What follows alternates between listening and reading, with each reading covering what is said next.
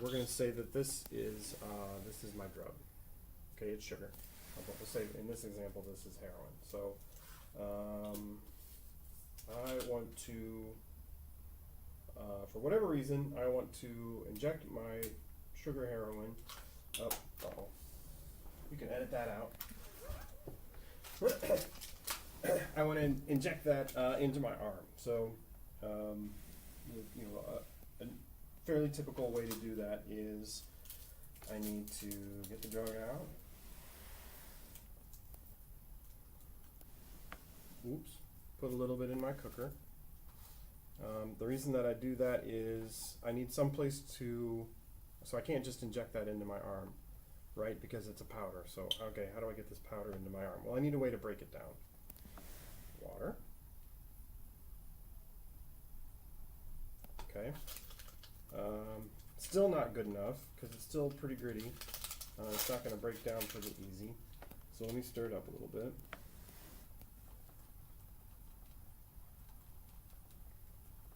And everyone's use of heroin is going to be a little bit different than this. How they do this is going to be a little bit different. But okay, I got it mixed up pretty well. Looks pretty clear there. But let's say that the heroin that I got has maybe gone through a couple dealers. A couple different dealers have changed hands on it, and often they will cut it with something else, all kinds of different substances. And so when I mix this up, it might not look very clear. It might not look very clean, and I'm not sure what else is in here. And I'll be able to even see, like, some of this stuff isn't even really breaking down. So I might need to heat it up. Pretend I have a lighter. So that's why we call it a cooker, that it's going to get heated up. And that's going to help boil it to get some of it, to separate the stuff that I want from the stuff that I don't want. In this example, this water is pretty clear, but let's just say I have to heat it up for a little bit, get it boiling, just to separate some of that. Now that it's separated, but they're both still in the same cooker. So I want to be able to get what I want out of there and keep what I don't want out of my needle. So I'll use a little tiny cotton filter there. It's really small, it's really tightly wound. So I drop that, if I can, into my water. So you can kind of see it kind of in there a little bit. And same way of like a filter on a cigarette, we want to, we want to get what we want out of there, but we want the bad stuff to stay in the cooker. So the filter kind of works in that same way. I also don't want whatever's in there to mess up my needle, because if it messes up my needle, I won't be able to get to use this one, because it'll the bad stuff will get stuck in the middle, and then whatever's left in there I can't use, can't get it out. So I don't want to ruin the shot, because this costs me money. I need to find a good vein. I gave blood a couple days ago, so you can see I've probably got a good vein there.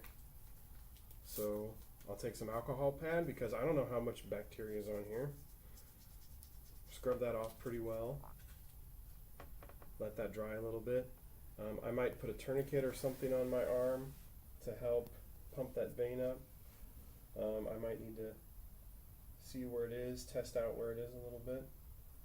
I can see one down there. See that little guy there starting to show up. This guy here that's potential. Might use him a different day. But I want to, at least pump this up big enough that I can see it and that I can find it easier. Because again, we're talking about money. This cost me $10, and I'm going to get 1-2 shots out of it, maybe if I'm lucky, which is going to last me, depending on my usage, might last me half a day.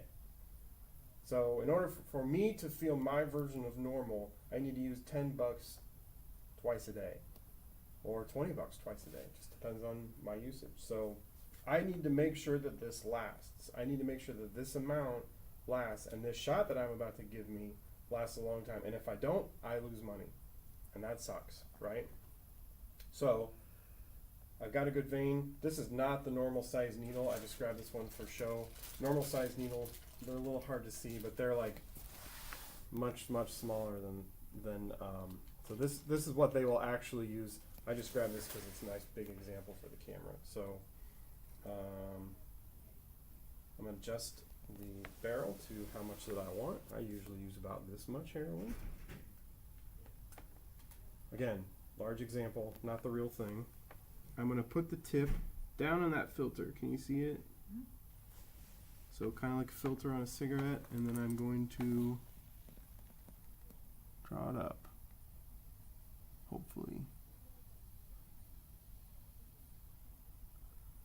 Scoot over a little bit. All right, so you can see the filter's kind of stuck there, and whoop, tap that off. So I've got some sugar water in my syringe. I'm going to get all that air out of it because we know air is bad inside a vein. Well, hopefully we know that, or hopefully our clients know that. Okay, I've got a vein hopefully prepped and ready to go now. My tourniquet's probably on there. It's got that vein pumped up a little bit. I'll double check it again. My alcohol pad or the alcohol that I've rubbed on there is dried. Hopefully I don't touch it again because who knows what kind of bacteria is on my fingers. I'm going to look for that top bevel of the needle. I'm not actually going to shoot myself, but I could. It's just sugar water. It's actually pretty safe, and my arm is clean right now, but I'm not going to. But I would find a vein. I would know that I found a vein because I would see blood rush up inside this clear liquid of the barrel here. So I would know that I have a vein. Then I would plunge it a little bit, see how I feel, see if it feels really strong. If it feels really strong, I'm going to take it out and I'm going to save some money. And I'll use the rest of it later. Feels like it's not very strong, I'll probably finish it. I'll take my tourniquet off. The heroin's going to go to my brain, and I'm going to feel, for persons that are actively injecting, I'm going to feel normal again. That's it.